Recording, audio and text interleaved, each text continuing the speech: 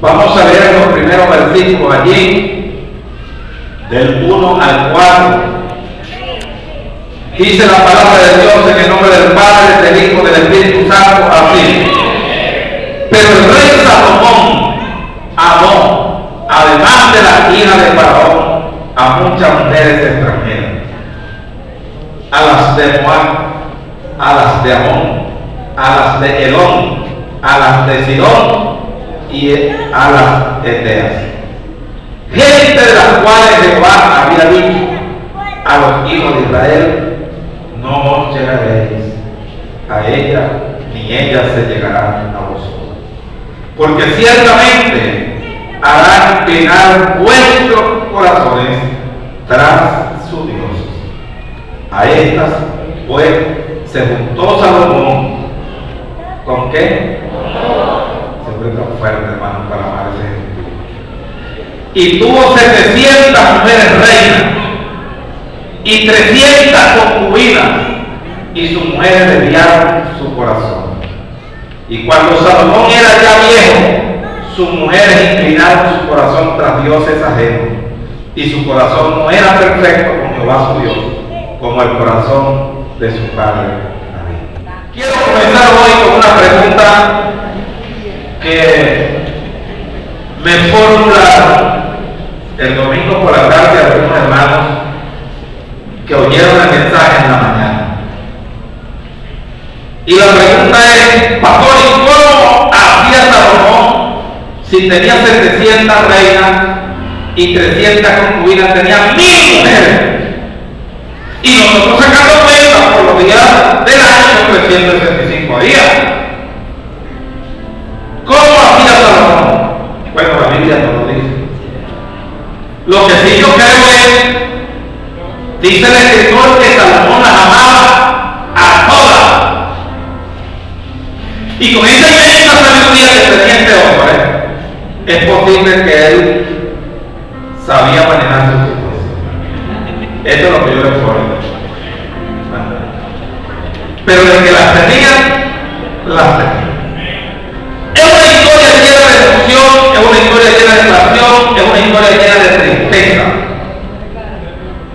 Y los días finales del rey Salomón fueron unos días completamente tristes, desde el punto de vista no económico y político, no, sino desde el punto de vista espiritual. Porque dice textualmente la Biblia que las mujeres que él tenía le desviaron el corazón de los principios de Dios y lo llevaron por el camino de la idolatría, a adorar a los dioses falsos de aquel entonces, de aquellos pueblos. Es posible que de repente mucha gente se pregunte: bueno, ¿y qué pasó con Salomón? ¿Será que Salomón se salvó? ¿Será que Salomón no se salvó? ¿Dónde iría a parar Salomón? Lo que yo veo en la historia de Salomón, que concluye, que yo he investigado, he revisado, y no conseguimos un versículo que nos diga que Salomón se arrepintió de lo que había hecho. Ahora, con esto yo no le estoy diciendo que no existe esa posibilidad. Solo les digo que no aparece en la Biblia registrado, como fue el caso de Manasés, el hijo del rey Ezequías, que se entregó a la idolatría, pero al final se arrepintió. La Biblia dice textualmente que Dios lo perdonó y lo restituyó al trono. Pero Salomón no se dice nada al respecto. En el versículo 9 de ese mismo capítulo 11 de Primera de Reyes, conseguimos que Dios comienza llamando a Salomón a reflexión. Y la Biblia dice textualmente que se enojó Jehová ¿contra quién? Contra Salomón, por cuanto su corazón se había apartado de Jehová, Dios de Israel, y que se le había aparecido 2 veces. Vamos a detenernos ahí un poquito. ¿Por qué ustedes creen que el escritor de los Reyes hace énfasis al fin del versículo y dice, bueno, que Jehová se molestó con Salomón porque se había desviado, habiéndose él aparecido cuántas veces. El escritor trata de puntualizar la aparición, la revelación de Dios a Salomón, considero yo, por este motivo. Los que servimos a Dios somos muchos. Hay muchos. Son multitudes. Pero hay personas, para no decir a ver, porque esta palabra ya no se usa. Hay personas, incluyéndonos todos los que estamos aquí, que delante de la presencia de Dios tenemos mayores responsabilidades. Oído liderazgo. Tenemos mayores responsabilidades. Todos para Dios tenemos el mismo precio, un precio de sangre. Todos para Dios nos quiere igual. Pero hay gente, escucha bien, hay gente, mujeres y hombres, que Dios se les muestra, se les revela. Y a los hombres que Dios les place mostrarles su gloria, a los hombres que Dios les place revelarles su secreto, esa gente tiene una mayor responsabilidad delante de la presencia de Dios. Gracias, Señor. Delante de la presencia de Dios tenemos mayor responsabilidad delante de la presencia de Dios. Y por eso es que yo invito siempre y lo digo que la gente que dice, hay gente que vive hablando, anoche yo me un sueño, anoche yo vi una visión, estaba bajando de una voz, estaba manejando una voz, que había el diablo, que había no sé quién, que había un peligro, que había no sé qué más, y quiere vivir una vida de bajo en el evangelio. Yo digo que cuando Dios se le revela a un hombre o a una mujer, ese hombre, esa mujer, entra en santidad si no estaba. Ese hombre o esa mujer entra en integridad si no estaba en integridad. Porque cuando Dios tiene un trato directamente y profundo con un hombre, con una mujer, le cambia la vida en su totalidad. Y ya no comienza a vivir como vive cualquier miembro de iglesia común. Ya no puede vivir o puede hablar como habla cualquier creyente frío sin oración. Un hombre o una mujer que se le presenta a Dios, que se le revela a Dios, tiene que vivir una vida de integridad, de profundidad. Yo no estoy hablando que debe pasar el día noche de rodillas, no. Te estoy hablando que debes de ser distinto a los demás. Entonces, por ejemplo, a veces yo no acepto eso que cualquier persona, y yo hago una palabra, vas a traer palabras, y tú no te acomodas en el evangelio, vas a estar trayendo palabras. No te quieres congregar, no ofrendas, no evangelizas, no ganas alma, tienes 20 años de evangelio y no te ha ganado a nadie. Vas a estar repartiendo palabras por Dios, no tienes cualidades para repartir palabras. Pero cuando Dios se te revela, cuando Dios te place hablarte a través de visión, de sueño, audiblemente o como profeta, usted tiene que salirse del montón. No a creerte más que los demás, ni a enorgullecerte. No, te estoy hablando que tu vida debe ser distinta. Tu estilo de vida. Donde quiera. Aquí, fuera de aquí, en tu casa, en tu trabajo, en la empresa, en tu casa. Esa es la gente que Dios se le muestra, que Dios le plata. Moisés le pidió a Dios y le dijo, muéstrame tu gloria. ¿Y qué le dijo Jehová? Le dijo, chico, pero es que no puedo, porque no hay un hombre en la tierra, una mujer que me haya visto y que logre sobrevivir. Por eso es que yo no creo en estos creyentes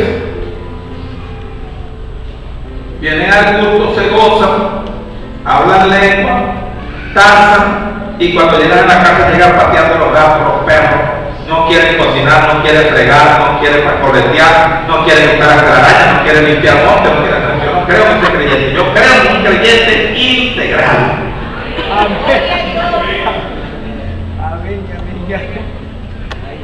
Porque Dios no está de acuerdo con los flojos, Dios no está de acuerdo con los charlatanes, Dios no está de acuerdo con los abandonados, ni los perezosos.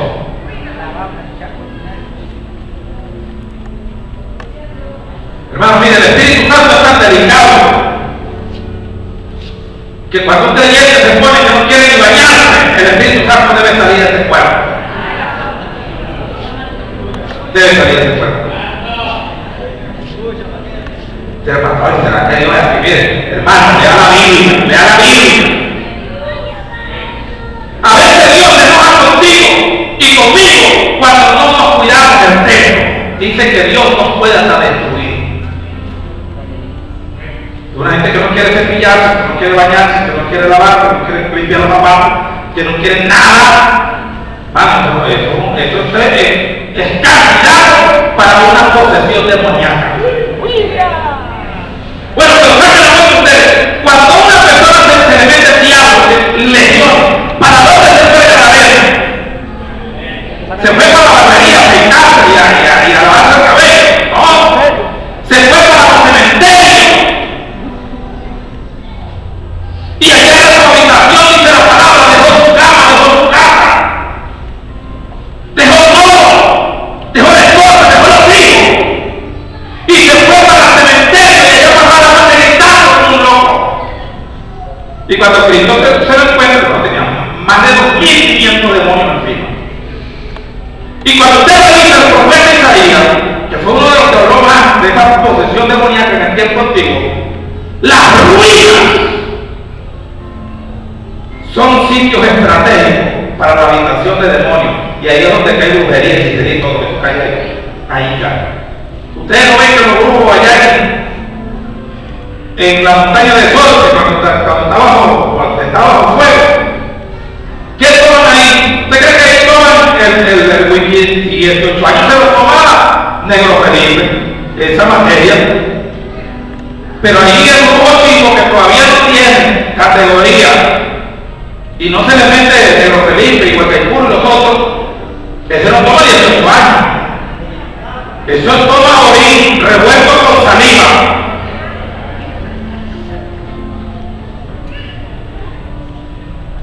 Ese es el bautismo que le da. Orín revuelto con saliva. Y sangre de gato muerto. Si pasa esa prueba es una materia.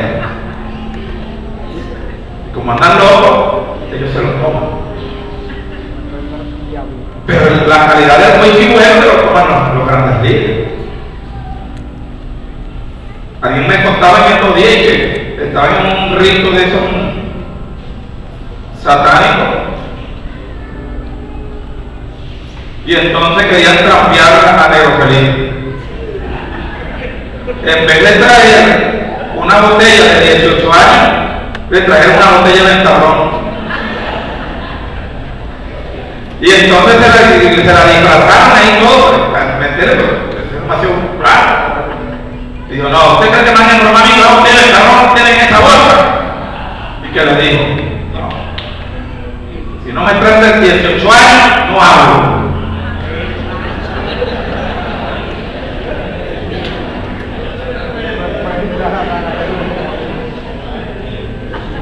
Y no quería dar, tuvieron que buscar una botella de la más barata, de esa de 18 años, pero más no.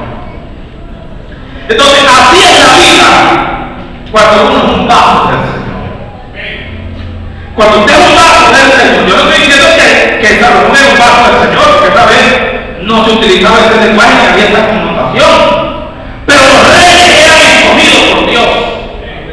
Los reyes tenían el aceite de la unción sobre su cabeza. Los reyes tenían el respaldo del Dios desde el cielo. Es decir, los reyes y los consejeros eran los guías del pueblo en aquel entonces. Y si alguien aquí puede estar frío, cualquiera menos el liderazgo. Gloria a Dios. Si alguien aquí puede desincorporarse de los cultos a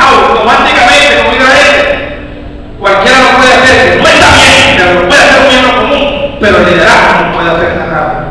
Gloria a Dios. Si alguien aquí queda bebiendo una porción, una etapa, lo puede hacer cualquier miembro común o un nuevo convertido, pero un líder no. Gloria a Dios. Si alguien en la iglesia tiene un hogar disfuncional, donde pelean en la mañana, en mediodía y en la noche, puede ser cualquier miembro común que no tiene conocimiento, pero un líder debe tener un hogar ejemplar.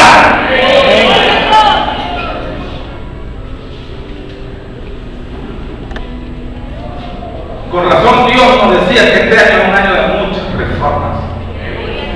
Gloria a Dios. Aleluya. Y yo creo que hay reformas que no las voy a hacer yo. Ojalá yo pudiera hacerlas, sería el mejor camino. Pero las va a hacer el mismo Dios. Entonces, por eso es que yo creo que el escritor hace énfasis que Dios se le había, que Salomón se metió en problemas con Jehová, que contó de Jehová, que se le había aparecido 2 veces. Hay reyes aquí que nosotros vamos a conocer que Dios ni los volvió a ver. Ni los volvió a ver. ¿Por qué? Porque no estaba con ellos. Pero la gente que Dios se le aparecía es porque tenía un propósito con ellos. Amén. Cuando Moisés de tanto existir, Dios le dijo también: tú eres un hombre más manso de la tierra, tú eres una excelencia, vale la pena que yo te muestre que ya le falta. Conócete de todas las señas, no se te ocurra verme completo. La Biblia utiliza un lenguaje que dice que Dios lo va cara a cara, porque el único hombre que vivió la experiencia de una relación con Dios tan estrecha, tan evidente, tan real, fue Moisés. Y por eso la Biblia dice que lo vio cara a cara, no fue que lo vio cara a cara. Esa expresión cara a cara quiere decir la cercanía que tuvo Moisés con la presencia del Señor. Y Dios dice: entonces después de la roca, que va a pegar una cuestión aquí y yo voy a pasar. Y dice que Moisés obediente se escondió detrás de la roca y pudo ver nada más la gloria de Jehová, la espalda que pasaba. Una escuela dice que no era Jehová, era el ángel de Jehová. Pero bueno, haya sido el ángel o no, lo cierto es que Moisés tuvo esta experiencia. Por eso yo les enseño a ustedes, iglesia amada, que la vida, el estilo de vida de un creyente tiene que ser muy distinto a los demás. Su forma de hablar debe ser distinta a los demás. Su forma de vivir, su forma de vestir, el cambio, la transformación, el comportamiento, la actitud, el carácter debe ser modificado por Dios, por el llamado. Y les digo también que aquí la gente que vive oyendo y viendo, bueno, apriétese los pantalones y la falda, porque le van a pedir cuenta. Le van a pedir cuenta. Es muy fácil decir: no, yo pertenezco a los profetas, bueno, le van a pedir cuenta. Tengan mucho cuidado, porque Dios le pide cuenta a sus hombres y a sus mujeres. Una gente andaba preguntándole otra vez: y bueno, ¿con quién se arreglan los pastores? Con papá. ¿Y quién juzga a los pastores? Papá. ¿Y quién nos pone en su sitio? Papá. Pero no a los pastores nada más, a los predicadores, a los maestros, a los evangelistas. Amén. Dios se encarga. Por eso hay que saber cuáles son las fuentes. Ustedes, a los más jovencitos que están en el pastorado, hasta los más adultos, los pastores más nuevos, hasta los más antiguos, sepan que tienen una alta responsabilidad con Dios, que no puede estar condicionado por sistemas, por crisis o situaciones, que en las buenas y en las malas estamos llamados a quedarle bien a Dios. Amén.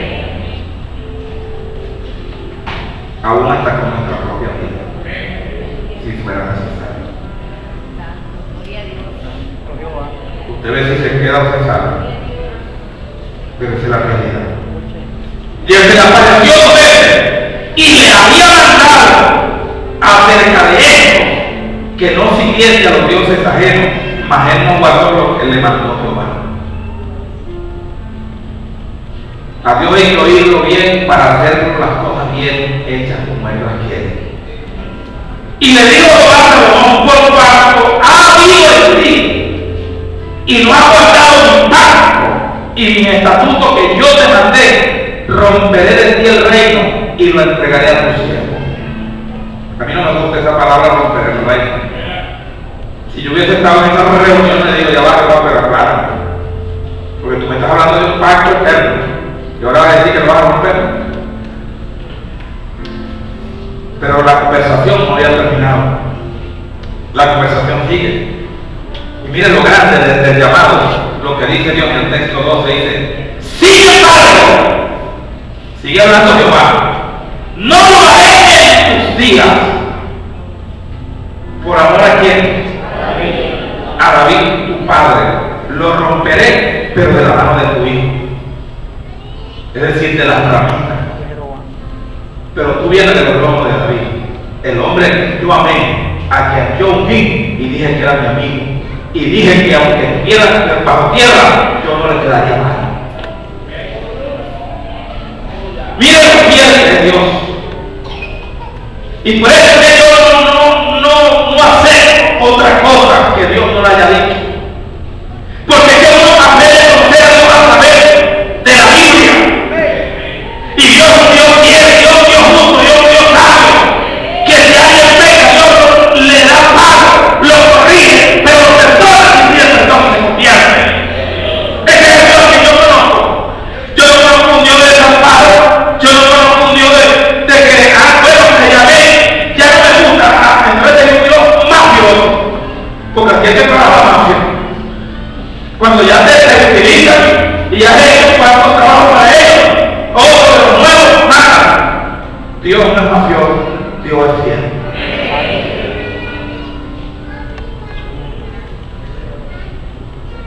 No, Dios no es como el hombre. Y le digo: no lo romperé en tus días por amor a David, mi padre, tu padre. Lo romperé en las manos de tu hijo. Mira cómo dice el texto 3, dice: pero no romperé todo el reino. Ahí comienza Jehová a aplicar misericordia. Fíjate que tanto serio le digo: acabaré con esto, voy a romper con esto. Ya va. Se acordó de David, el pacto, el llamado, dice: ya va, pero no en tus manos porque tú vienes del nombre de David, pero se lo quitaría a tu hijo, y aún quitándolo a tu hijo, pero yo no puedo romperlo para siempre, porque Dios es verdadero. El cielo y tierra pasará, su palabra no pasará, queda moverá todo lo mentiroso, lo que tú no harías ni nada, no lo dirás, ya no dirás pasado. Dios cumple su palabra. ¿Qué le dice a tu hijo? Le dice: pero no romperé todo el reino, sino que daré una tribu a tu hijo. ¿Por amor a quién? A David, mi siervo. Por amor a Jerusalén, la cual yo he elegido. Aleluya. Cuando yo comprendo esta palabra, yo siento que crezco. Yo siento que hay un desarrollo, yo siento que hay confirmación, yo siento que hay gloria, yo siento que hay poder de Dios. Porque estamos viendo Dios vivo de promesa.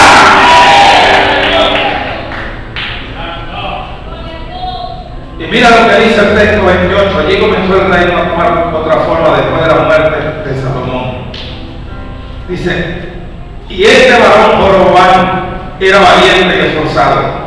Y viendo Salomón al joven que era hombre activo, le encomendó todo el cargo de la casa de José.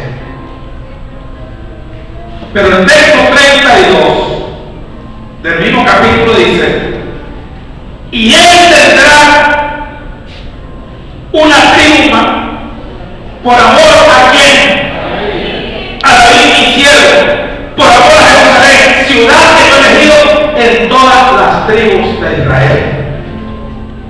El versículo 34: pero no quitaré nada del reino de sus manos, sino que lo retendré por rey todos los días de su vida. Ahora vamos en qué posición entonces. Dice: no lo quito de ti, lo quito de tu hijo.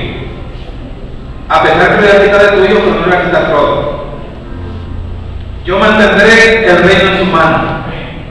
Pero Dios, ya eso lo estudiamos nosotros, Jeroboam y Roboam, cuando Jeroboam se quedó con 10 tribus y Roboam quedó con la tribu de Judá. ¿Para qué seleccionó Dios esa sola tribu de Judá? Para que el pacto davídico siguiera adelante y no se frustrara. Dice el texto 36. Vamos a leer el 35. Pero quitaré el reino de la mano de su hijo, y yo lo daré a ti, las 10 tribus. Y a su hijo daré una tribu, para que mi siervo David tenga,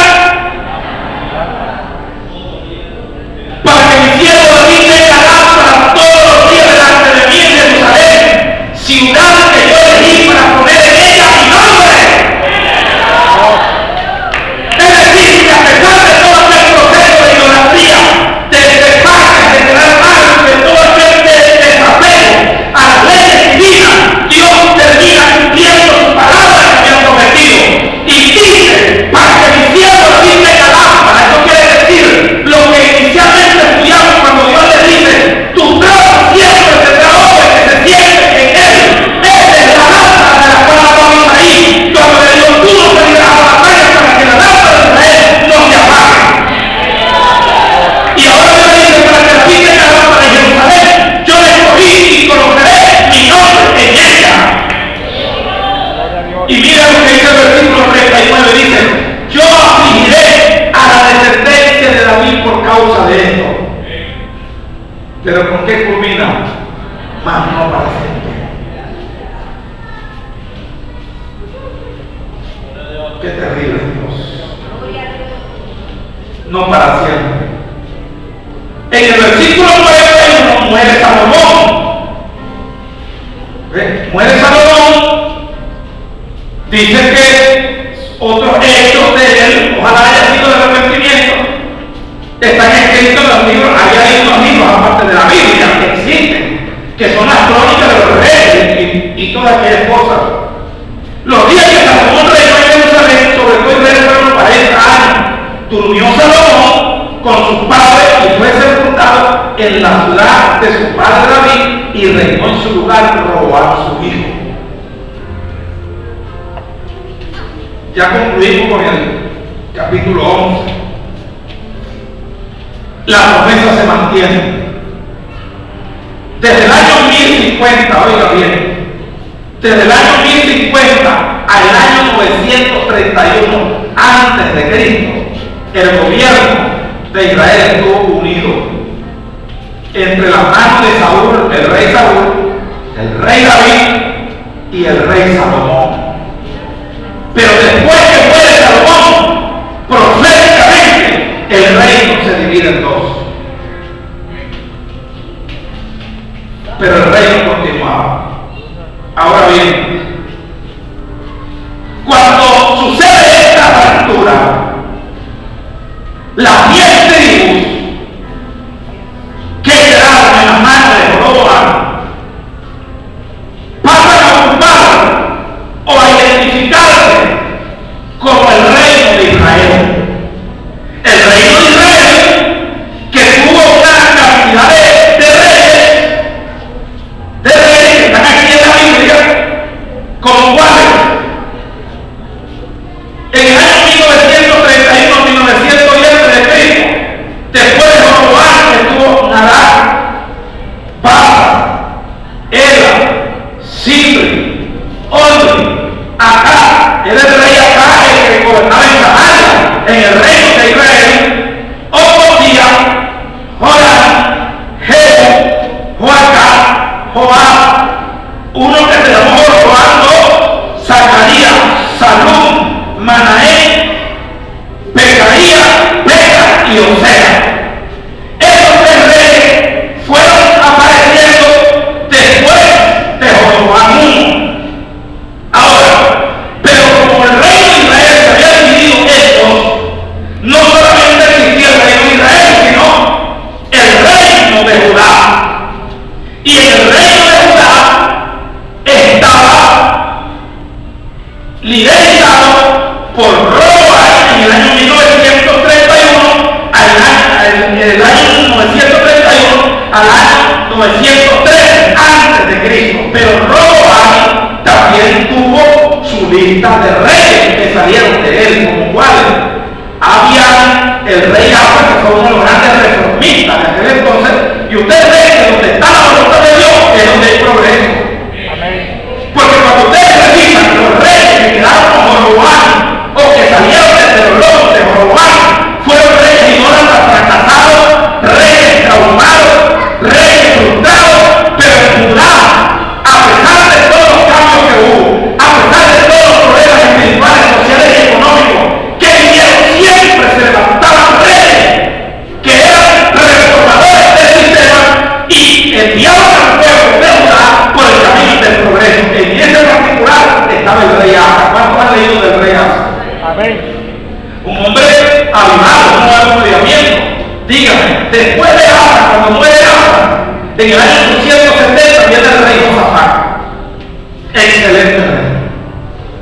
Y no sé si recuerdan ustedes aquella batalla contra Ramón de Galaad, que se unió el rey acá en Samaria y el rey Josafat de Judá.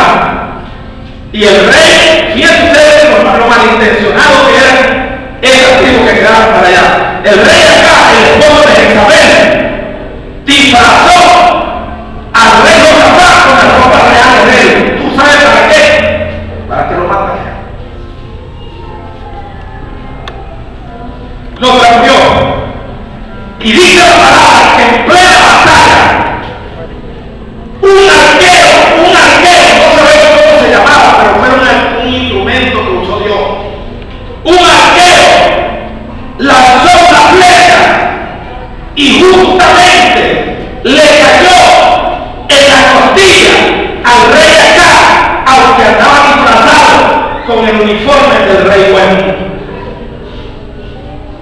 Y justamente le llegó en la unión de la tela del chaleco a flecha que tenían, y por allí lo penetró y lo montaron en un carro y lo sacaron, y se cumplió la palabra que donde había los perros lamidos la sangre del hombre justo llamado Nabot, iban los perros a comerse la sangre del rey de Israel. ¿Y qué le pasó a Josafat? Nada. ¿Por qué? Porque Josafat, aunque estaba disfrazado con la trampa que él le hizo, estaba en la voluntad de Dios. Gloria a Dios. Y fue el rey Josafat que ganó una batalla lejana con pura balanza. Lean estas historias poderosas para que ustedes se empapen de estas realidades y vivan una vida de victoria en el Evangelio, de las evidencias del respaldo de Dios. El rey Josafat, después de Josafat, vino el rey Joram. El rey Joram, vino Ocosías. Hay dos reyes que se llamaban iguales en ambos bandos. Uno del reino de Israel, que fue hijo de Ocosías, y uno que fue hijo de Josafat, que llevaba el mismo nombre.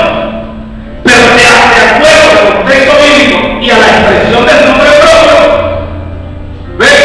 Conseguimos la diferencia entre el hijo de Josafat, porque la letra L está en medio de dos vocales, que es la vocal O y la vocal A.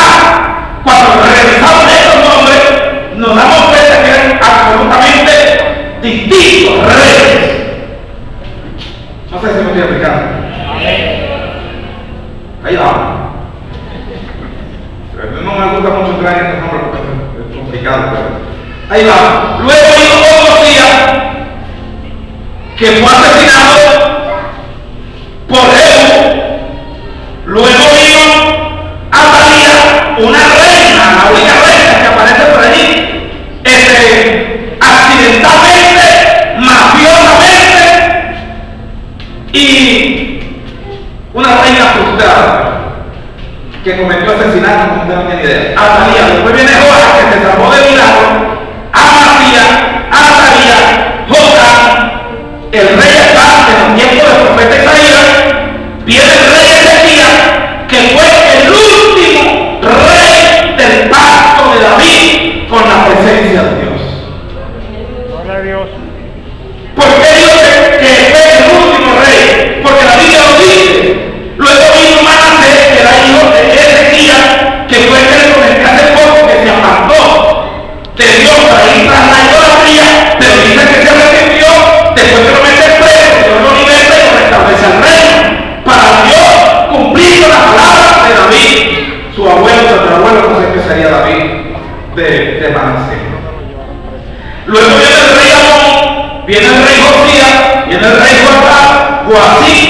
aquí hasta el rey Sedequías en los tiempos del profeta Isaías y el profeta Jeremías. Solo se lo estoy pasando por encima estos reyes, pero para ubicarnos en el contexto político, espiritual y profético y dispensacional del momento. Ahora bien, luego que estos reyes aparecen, se desencadenó por ahí un desenlace de reyes de corta duración. Cuando ustedes revisan la primera y segunda reyes, primera y segunda económica, se van a conseguir con niños que comenzaron a reinar a los 9 años, a los 12 años, a los 16 años. ¿Por qué? Bueno, sencillamente porque existía una monarquía, y la monarquía establece que cuando el padre del rey muere, su hijo mayor asume el rol político y le gobierna en el reinado. Pero hubo reyes muy buenos, que duraron hasta 25, 30 años, hasta 40 años en el reinado, como el rey Josafat. Pero bien, resumiendo todo esto, hay una parte importante entre el hijo de Josafat y entre una hija del rey Acab y la reina Jezabel. Eso está en el capítulo 8 de Segunda de Reyes. Dice que el hijo de Josafat, el rey bueno que me estoy hablando, se enamoró y se casó con la hija de Jezabel y del rey Acab. Ahora, ¿había algo malo en esto? No, porque ambos pertenecían, a pesar que estaban divididos, pertenecían al reino de Israel. El problema está, y es aquí donde yo muchas veces aconsejo a la gente. Hay gente que dice, hermano, pero este Dios me habló, este ventilador es mío y me va a ir bien. Este ventilador es de aire para todo el que lo encienda donde haya corriente. Pero eso no quiere decir que si usted se lo lleva sin ser suyo, le pertenece. Hay cosas que pueden ser, que parece que pudieran funcionar, pero no funcionan. No sé si me estoy explicando. Hay personas que de repente dicen, bueno, yo estoy orando al Señor por una sierva del Señor que cante como yo canto, que adore como yo adore, que se congregue como yo me congregue, que tenga los años de la vida que yo tengo, que sea bautizado el mismo día que yo me bauticé. Y ya todas esas señales están cumplidas. Ese era el reino que yo me voy a casar, una mujer de ministerio. Porque la gente cree que tiene una concepción errada de esta realidad, que cree que toda la gente del ministerio concuerda con la gente del ministerio. Y no es así. Usted puede ser una mujer del ministerio, usted puede ser un hombre del ministerio, pero es posible que ustedes no sean compatibles divinamente para unir sus vidas en matrimonio. Y eso se va a ver en el desarrollo de la vida matrimonial. No es el ministerio que se ubica en el contexto real de la unión matrimonial, es la voluntad de Dios. Si no, todos los que tienen ministerio fueran felices cuando se unen. No nos equivoquemos con eso. Tengan mucho cuidado. Entonces, este muchacho Corán quiso traer la paz y unir las tribus. Porque digo, me caso con la hija del jefe de las 10 tribus y hago la paz y uno al reino. Pero lo que él no sabe es que se estaba casando con un demonio. Menos mal que a nadie se le ocurre colocarle el nombre de los hijos a Atalía.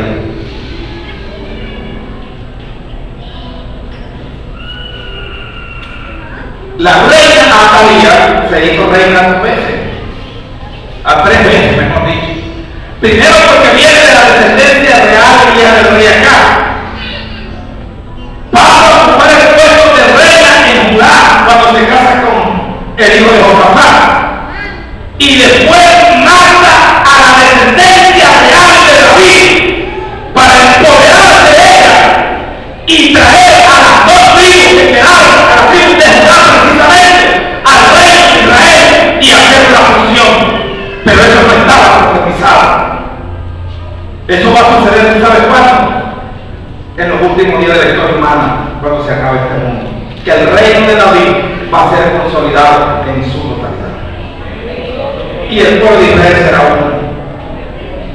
¿Qué ocurre con esto? Fíjense este caso.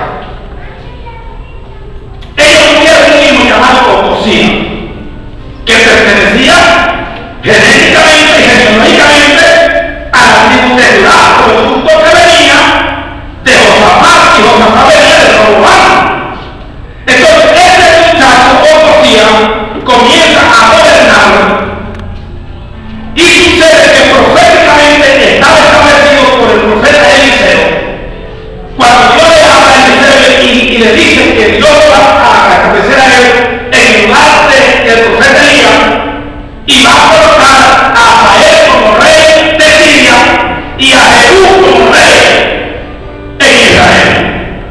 Entonces, cuando Jehú llega al reinado, Jehú es un hombre que tenía una unción terrible de asesinato y perseguía a los enemigos de Jehová, y fue el que mató a la reina Jezabel.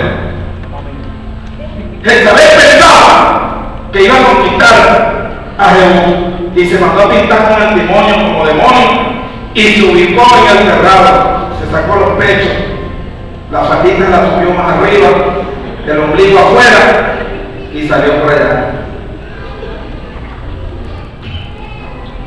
Y dijo: ¿quiénes están conmigo? Y salieron unos hombros: yo.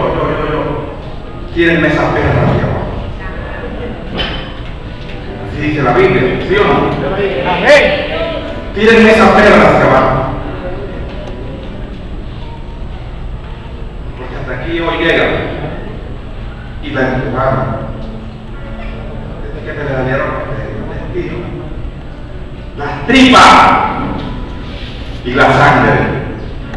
Y vinieron los perros y se las comieron.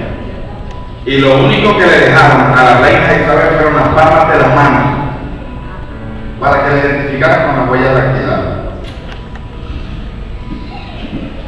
para que la reconocieran, porque los perros le comieron. Jehú va y mata a Ocosía. ¿Y quién era Ocosía? Hijo de Joram y de Atalía. Cuando Atalía, la madre de Ocosía, se entera que Jehú había asesinado a Ocosía, decide matar a toda la descendencia del rey David. Y si ellos me acabaron conmigo, yo acabo con ellos. Vamos al capítulo 2 de Reyes, capítulo 8.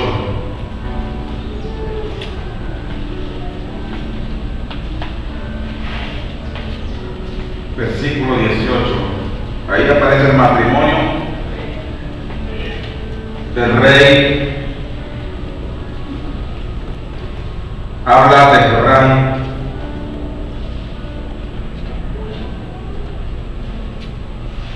reina en Judá con su padre.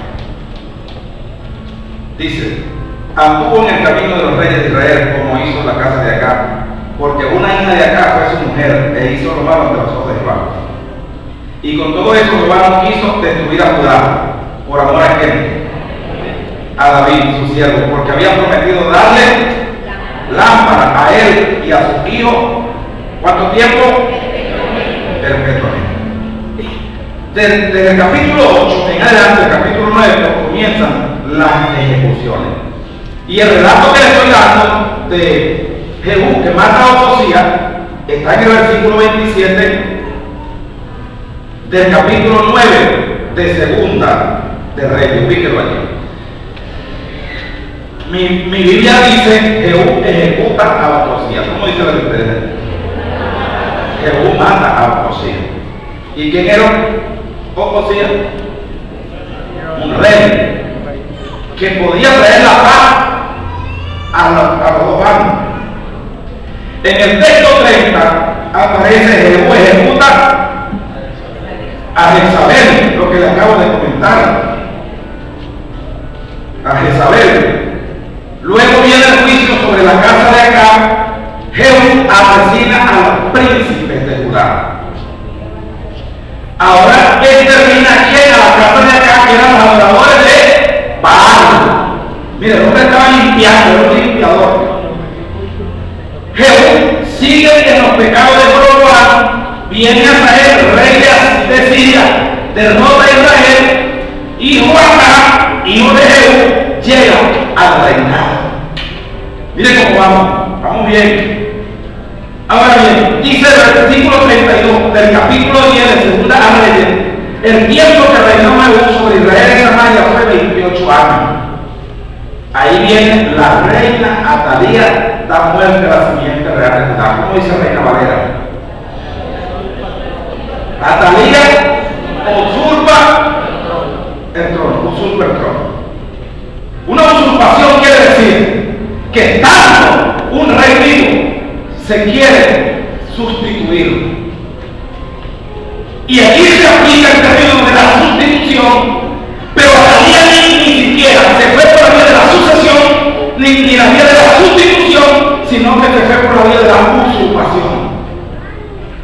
Que son tres términos que se parecen, pero con connotación y práctica distintas. ¿Qué hizo esta señora? Dice, cuando Atalía, madre de Ocosías, vio que su hijo era muerto, se levantó y destruyó a quién? La descendencia real. Pero dice que Josaba, hija del rey Joram, hermano de Ocosías, tomó a quién? A Joram. ¿Hijo de quién? De Ocosías. ¿Ocosías de qué simiente? No sé si me capta. De Judá. ¿Por qué? Porque era hijo de Joram, el hijo de Josafat, de Jeroboam. Y cuando nos ubica en el contexto genealógico, Joram pertenecía a la descendencia del rey David, del pacto davídico. Y estábamos aquí. Y había una mujer que era también hermana del rey muerto, que agarró a ese niño, lo sacó furtivamente entre los hijos del rey quienes estaban matando y lo ocultó y Atalía a él y a su ama en la cámara de dormir. Y en esta forma no lo mataron y estuvo con ella escondido en la casa de Jehová 6 años. Y Atalía fue reina sobre el país, es decir, se autoproclamó. Y ella soñaba que había frustrado los planes de Dios. Si Joram muere y esta mujer no lo esconde y Atalía lo asesina, se rompe el pacto davídico. Y Jesús, nuestro Salvador, no sé cómo hubiese Dios hecho para que Jesús llegara aquí al pacto davídico, pero alguien fue usado por Dios para que la palabra se cumpliera. Ahora vamos al texto 4. Dice, mas al 7º año envió Joiada y tomó jefes de centenas, capitanes y gente de guardia, y los metió consigo en la casa de Jehová, e hizo con ellos alianza, juramentándolos en la casa de Jehová, y le mostró a el hijo del rey. Vengan para acá, lean y oigan. Al hijo del rey, y le mandó diciendo, esto es lo que habéis de hacer.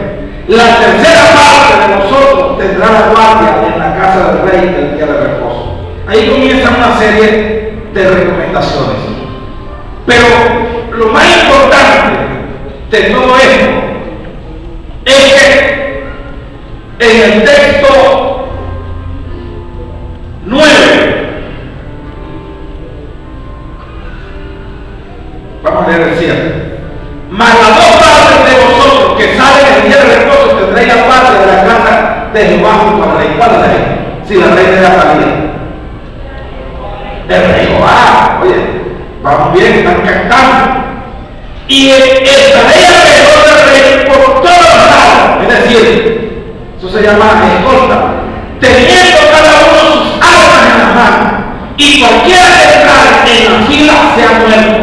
Y estaré con el rey cuando salga y cuando es decir, preservando la palabra y la descendencia de David. Los jefes de centena, pues hicieron todo como el sacerdote Jehoiada les mandó, y tomando cada uno a lo suyo.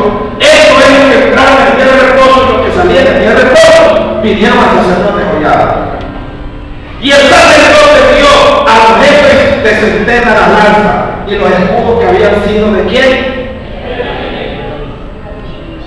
Casi nada. Me pregunto yo, ¿quién los tenía?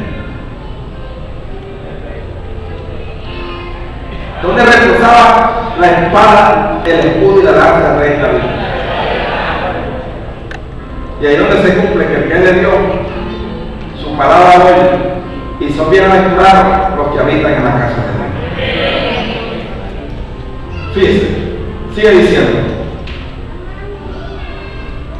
Texto 11. Y los guardias se pusieron en fila, teniendo cada uno sus armas en sus manos, desde el lado derecho de la casa hasta el lado izquierdo, junto al altar y el templo alrededor del rey. Sacando de Jehoiada al hijo del rey, le puso la corona y el testimonio, y le hicieron rey ungiéndole, y batiendo las manos dijeron: ¡viva el rey! En el texto 13, oyendo a Atalía el estruendo del pueblo que corría, entró al pueblo en el templo de Jehová. Y cuando miró, he aquí que el rey estaba junto a la columna, conforme a la costumbre, no es de película, y los príncipes y los trompeteros junto al rey, y todo el pueblo del país se regocijaba y tocaban las trompetas. Entonces Atalía, sacando su vestido, clamó voz en cuello y dijo: traición, traición. ¿De qué traición hablaba? Si ella era la traicionera. Dice: mas el sacerdote Jehoiada mandó a los jefes de centena que gobernaban el ejército y les dijo: salga afuera del recinto del templo, y al que la siguiere mátalo a espada, porque el sacerdote dijo que no la matasen dentro del templo. Le abrieron pues paso, y en el camino por donde entran los de a caballo a la casa del rey, y allí la mataron. ¿Y tomó quién? Joab. Dice el texto 17: entonces Joab hizo pacto entre Jehová y el rey y el pueblo, que sería pueblo de Jehová, asimismo entre el rey y el pueblo, es decir, se restituyó la comunión, se restituyó la relación con Dios, se restituyó el pacto davídico, se reincorporó un rey, porque Dios le había dicho a David: sea como sea y donde sea, nunca faltará rey en tu trono.